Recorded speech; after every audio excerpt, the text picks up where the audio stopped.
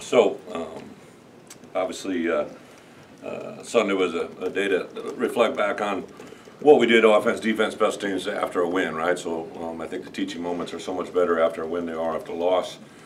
Just a little bit bigger ears, more open eyes. A lot of different things for our guys to learn. I thought they handled that very, very well. We honored the guys that did. Obviously today we're still learning of different awards, so I thought I'd give you guys a little tidbit. One of the things we wanted to do going to Penn State, we wanted everybody to be in a certain look: orange hat, white jerseys, orange pants, and blue gloves. Before the game, I made a point about that in our program. All offensive skill players, if you're going to handle the football, you don't wear sleeves, right? I knew it was getting a little bit colder out there. Guys that wear sleeves have a tendency to make the ball a little bit more susceptible to come out or be a little bit slick. We actually had a player Thursday during practice that was running a kickoff return as a look team player, and he had the sleeves on. He's a little Florida-born player, and he hit a nice run, nice KOR return, and he was down the sideline just running. All of a sudden, the ball just squirted out of his hands. So I took that play clip and showed it to him on Friday, explaining why we have this rule, right? I've been in this business a long time. I've been in some cold weather games. I was in the NFL. Saw two organizations that had the same rule. If you're an offensive player, you don't wear sleeves. The reason we wear blue gloves is to match the jerseys of an opponent we might be playing that has a blue jersey on, right? So it all makes sense. I come up before the game, and George McDonald comes to me and says, "Coach, Casey Washington doesn't want to wear blue gloves." I look at Casey and I said, "Why is that?" He's like, "Coach, I didn't get in time to break him in. I really want to wear my white gloves." And those of you that have talked to Casey in moments of anxiety, he's looking very deep into your soul, right? So I got Coach McDonald, who's kind of an authoritarian type receiving coach. He's upset that the blue gloves aren't on. We're moments before kickoff. I got to make an administrative decision to the moment. So I looked at Casey and I said, "You need the white gloves." He said, "Coach, I need the white gloves." Obviously, 60 minutes later, 9 overtimes, I'm glad I gave him the white gloves. Those gloves are now being shipped to the College Football Hall of Fame. After the game, they wanted some memorabilia. Right after the game, Bret came up to me and said, "Hey, College Football Hall of Fame would like some things from the game." They wanted my hat. I wear the family hat before the game. Sometimes I'll wear it home after the game. I'm like, "They didn't get my damn hat." I love that hat. It's been with us since our first recruiting visit, and it means a lot to me, so it kind of has a soul and a purpose. I do, but I do got a pair of white gloves that we'll send you. So now those famous white gloves, no one knew that story but me at that time. So those white gloves are now headed to the Hall of Fame. In case you got to find a new pair of gloves, they'll probably be blue. But really excited about this week's opportunity. I think the greatest thing that we can do is continue to take this program and advance it forward. I think the important part out of Saturday is obviously to get the win, to have the 9 overtimes and all that goes into it. I think that game was earned. I really do believe that our guys, I challenged the guys all week for the 74 players hopping on that plane, the coaches that were going over there with us, the support staff that we're going over there with one intent: to win the football game. We're not going to play in a game, we're going to win a game. And I don't think anybody on that sideline, at least on our sideline, was surprised by the result. I said that to them at halftime, was very emphatic about that. And to have that faith for nine overtimes, to replace an offensive tackle who, in my opinion, is probably one of the better players in this league, to replace a running back that went down during the course of the game, to replace a quarterback that went down during the overtime fanatic, and to have a returning quarterback to come back off the bench and throw the game-winning two-point conversion speaks of volumes about what this is. You have a defense that played extremely well, 2 inside linebackers who didn't even start in the first game. The 2 starters, Jake Hansen and C.J. Hart, have now been removed from the year, and to have those guys step into those roles, the law firm of Newton and Randolph, those guys, the way they played inside was just incredible with their extension, their hands, and Isaiah Gay, we actually gave him an MVP honor with just the way he played and really set the tone out there. So a lot of really good things. Now we jump into the Rutgers prep.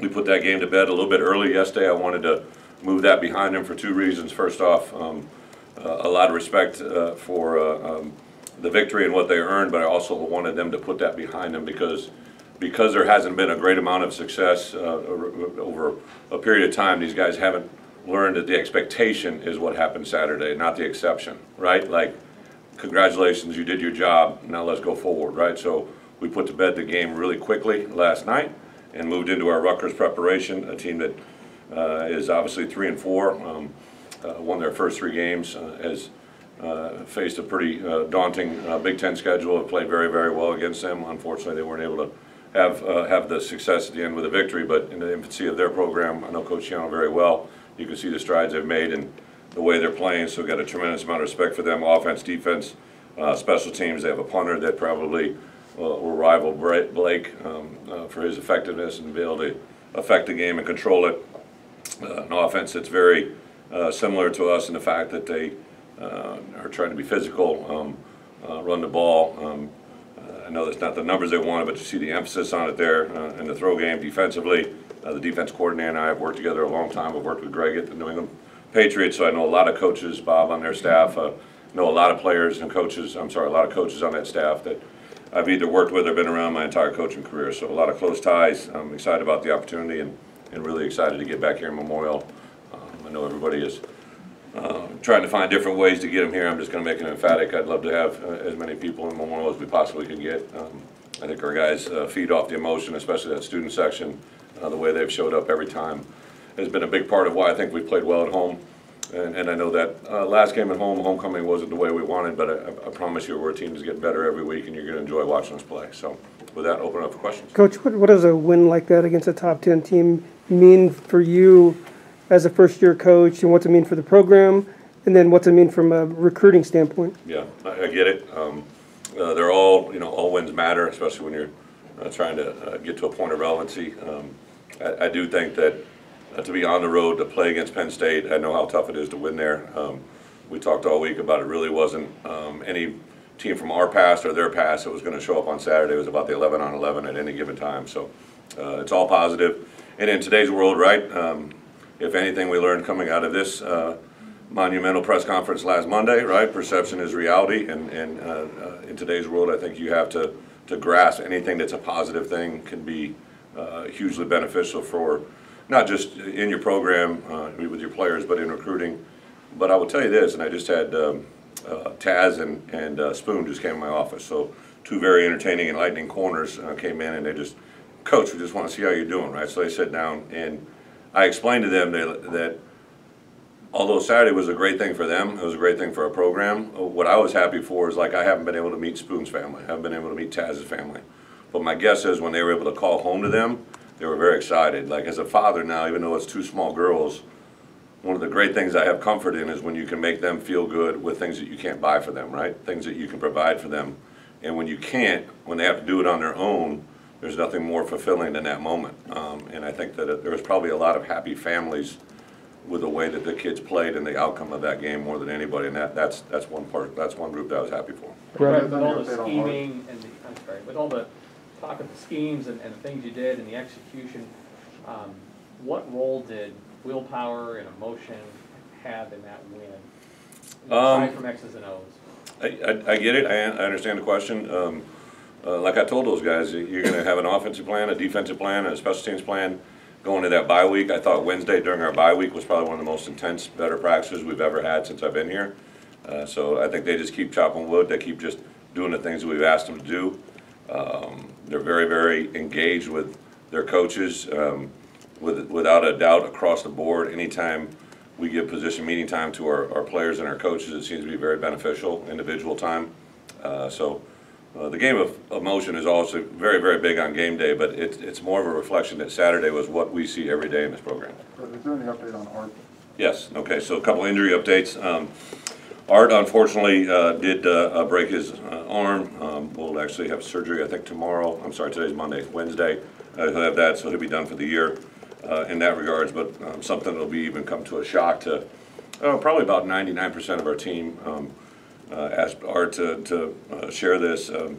So when Art first got here, as he began to go through things, you began to see that maybe he wasn't throwing the ball as effectively as he maybe thought he was at one point and did, and so it was brought to our attention that he was in need of a shoulder surgery at some point.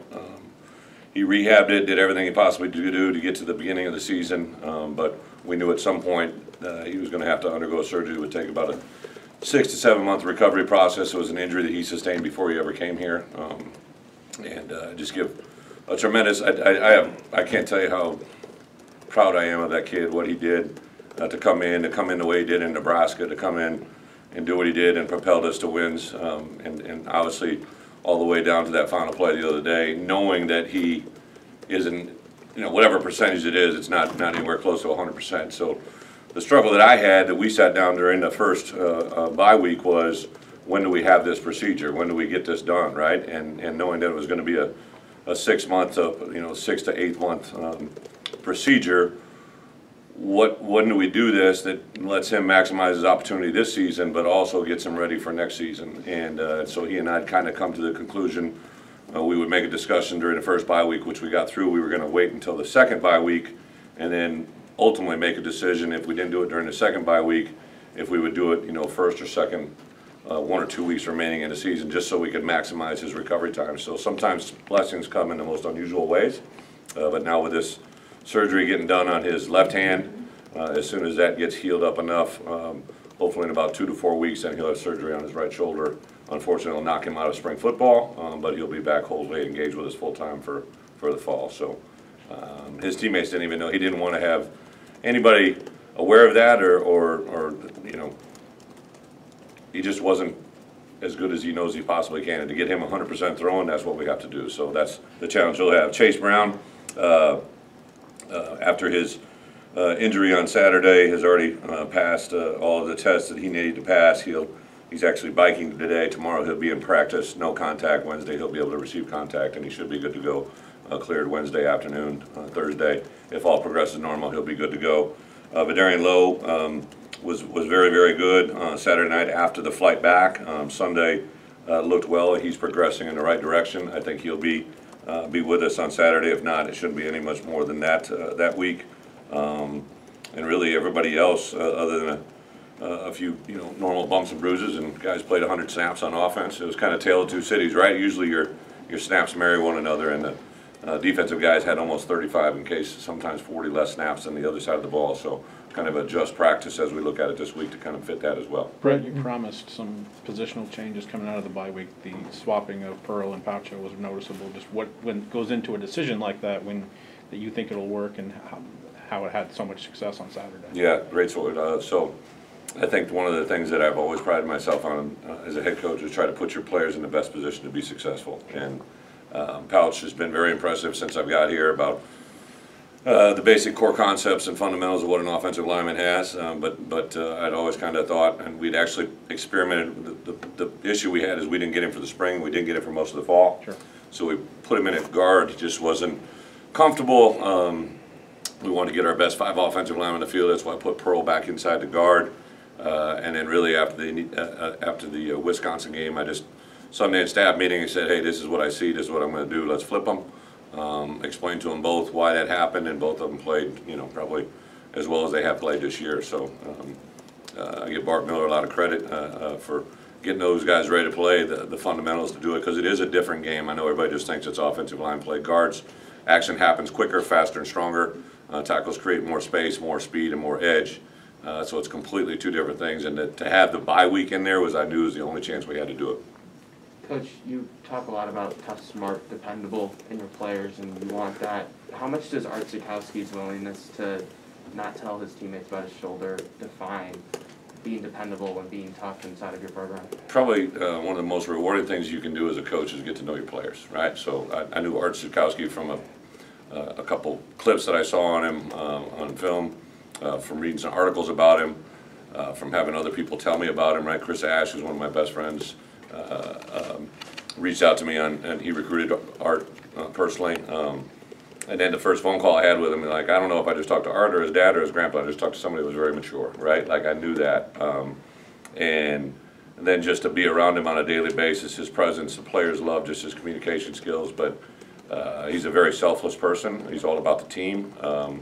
And it's what he wanted, it's what he wished. I even told him at the time, if that's something he wanted to do the surgery right then, I'm capable. Like, this is about making you the best you. That's what we kind of always said. Like, I just knew for me as a head coach, I wanted to get him in a position to have his remaining eligibility be as good as he possibly could, and that was going to come through surgery, right? And he just chose to keep his head down and grit. And then I think this week especially, right, like I know you guys are aware of it, this game means a lot to him, right? Like because of who he is and what he represents. The outside world is going to think, oh, they feel bad for Art Sikowski because he didn't get to play against Rutgers. If we were playing reversed order, right, like if we were playing Minnesota this week and Rutgers next week, he would be as equally devastated to not play against Minnesota. Rutgers has nothing to do with it. He enjoys the spirit of the game. He enjoys the spirit and the intensity of what it means to play the game, and that's what makes him special. For how long has Alex Pihlstrom been repping at tackle, and what do you see out of him? Yeah, so when we took Pouch and moved him inside, I wanted to give us the best options at outside, so that meant moving Pill to the tackle position. And to his credit, he had worked primarily at right tackle because him and Pill, JP, so we put Pill over at right tackle and moved Pearl over to left tackle, you know, to get some reps. We really, heaven forbid, I don't mean to say this, right? We just don't have the numbers that we need to have at the offensive, so to conduct practice, so we kind of had been moving bodies around, and Pill had done a lot of really good things at right tackle. He had gotten minimum reps at left, and when the decision, when V went down, I went out to always, you know, like I said last week, I go to check on our players, right? So I'm out on the field, and I said, you know, V's going to be down for some time here. He may come back in, but he's down. And Bart goes, I'm going with Pill at left. He knew right away what he's going to do, and it worked really, really well. And they adjusted things during the course of the game. Again, I give a lot of credit to Pill and his teammates. Like there was an instant rally around him. Jarasati got jumped into the barge package, right, because of that, and Blake went in and was absolutely phenomenal from barge to field goal protection. Those last couple kicks, if we don't execute them, we don't, you know, have a chance to get to the ninth overtime. And they were running right over the guard tackle gap, and Blake and Verdis Brown of all people, right? Like we lose V Low, and now Verdis, who's now on offense as an inside nose tackle, goes in and plays tackle on field goal protection and doesn't miss a beat. You know, as coaches, whenever you have one substitution, it affects everything in the bigger picture and kicking game. And I remember Reggie Bain, our offensive grad assistant, when we scored our first touchdown after V went down. I remember Reggie going, "Hey, Verdis on field goal, Verdis on field goal." And I turned around, and as I was turning, I saw a wide body running in front of me. I didn't have to say anything, and he was already running out there. Like he was wired into that. Like, and that's what we talk about all the time. That's probably why, when we were flying out on Friday, I told our players, when we have success tomorrow, don't be shocked, right? And I've said that to a couple times this year, because I could see and feel and understand what was happening in our building, and the result was what you saw on Saturday. Brett, in 2021, to be running 9 people on the line of scrimmage Yeah. is very different. What is the impetus behind that, and what can it be moving forward for you guys? Like how big of a part of it can be? Yeah, so that formation is something I've used in the past at different spots I've been to. During the bye week, I just felt there were some things we needed to do to maximize our personnel, kind of what we do best, and that's why we went to it. And you know, it's something that gets 7 linemen on the field. It gives our chance for some of our wideouts to get a breather.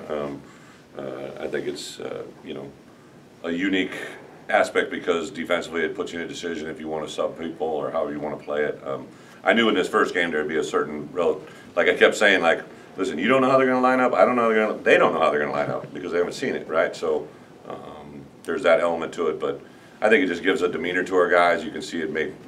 If you read our guys in the media, right, like they're definitely loving the comments, and I think that's the part as a head coach I'm always trying to engage. Just like this week, you know, you try to engage, you know, a guy like Carlos Sandy, who's just kind of continued to jump out to me, like any way we can engage him. Isaiah Williams, the more he touches the ball, the better we're going to be.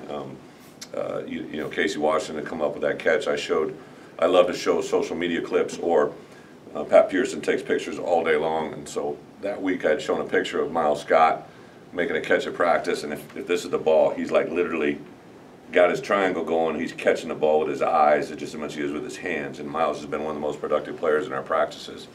And I showed that clip, and all the guys in the meeting were like, oh. And I'm like, is there any doubt that you see what I see?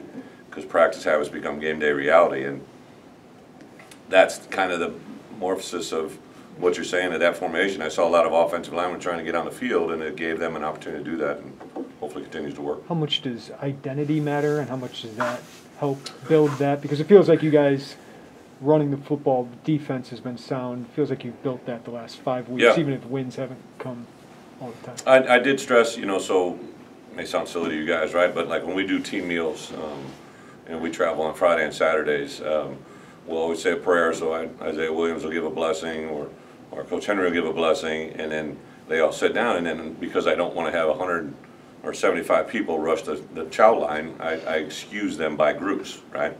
So everybody's always really, so if Isaiah does really well at his prayer, which you usually do, I'd say, hey, wide receivers get to go eat, right? But I mean, they're the littlest people in the room. They're probably the least hungry. So like on Friday night at our team meal, I specifically remember saying O-line, D-line first, and everybody kind of laughed, and they all got up. I said, the game's going to be one up front. That's what I said Friday night pregame meal, because I just knew that that's the way the game was going to play. And the kickers and specialists ate last. They probably should have ate about halfway through because they were a big part of the game. But that's the kind of stuff that identity does matter. Just going back to Brandon, at quarterback, shuffle back then, is there anything more or different you need from him? I was glad that BP got in and threw that, game-winning strike, right? I mean, it was a nice throw. Actually, the two before that, he threw one in there tight to Luke, didn't get in there, but it was a hell of a throw. So I think that Ryan Johnson's got a lot of reps. Isaiah Williams, Deuce Spann, like there's been a lot of guys that have played quarterback in our system, Matt Robinson. So I think that the more you have at that position, the better you are. And I think each one of them carries a little bit different brand of football, especially Deuce. He's been playing a little bit of wide receiver for us, but I like what he brings in the game. Anything that we can do to continue to build that position, the better we'll be. Is there any thought, Brett, for like an emergency situation to get an Isaiah or a Deuce practice snaps at quarterback, or is that just not so much. I think Isaiah, obviously, the growth he's had at wide receiver, he's really 7 games into, 8 games now, right, into a wide receiver career that's been going really well. It's kind of like it's the same philosophy when V went down. If I would have when we lost V, if I would have moved Pearl over, you're moving 2 guys to satisfy one deficiency, right? So I think in the quarterback room, you like BP, you like Matt, you like RJ. I get the question on those other people, but just the fact that for us to consistently build offensively what we're building to, what we're recruiting to, what we're developing to, that's important. What did Brandon face coming in kind of cold? Yeah. 7 overtimes? Yeah. Just to make the game win. Great question, and I think, really because the way, like I've gotten that question a lot about the overtimes, the way that the game laid out, when he got hurt, obviously Art was down for a while, right, because they were getting the air cast over there and had a lot of, BP immediately raised it over, hey, like get BP rolling, let's get him taking snaps, let's get him throwing, because he had been sitting there throughout the game, but he's also played a lot of football too, so sometimes to knock when you've been there, done that, it doesn't take a while to get your juices going, your motor going. Because of the two-point format, there was quite a bit of time between each series. Even though it was going quicker than a normal 2-point, the longest transition was to take when we had the choice in field location, I was going down to away from the students. When they wanted, they were going to the students, right? And in my larger status right now, it takes me a while to get from one end to the other, right? So I think that would be the only modification I would take in the 2-point or in the overtime, was we should probably just stay on one end that we all mutually agree to. But I think that he was able to convert quickly. He was able to process the moment, and he understood all of those plays really before they were run. Like he kind of literally already run those either in a game or in a practice situation. We saw Sidney with the club on his hand. Is that a long-term thing he'll be dealing with? Yeah, I think 4 weeks. Should set a record for games played in the club. In fall camp, he got hit just on, it was the other hand, I guess.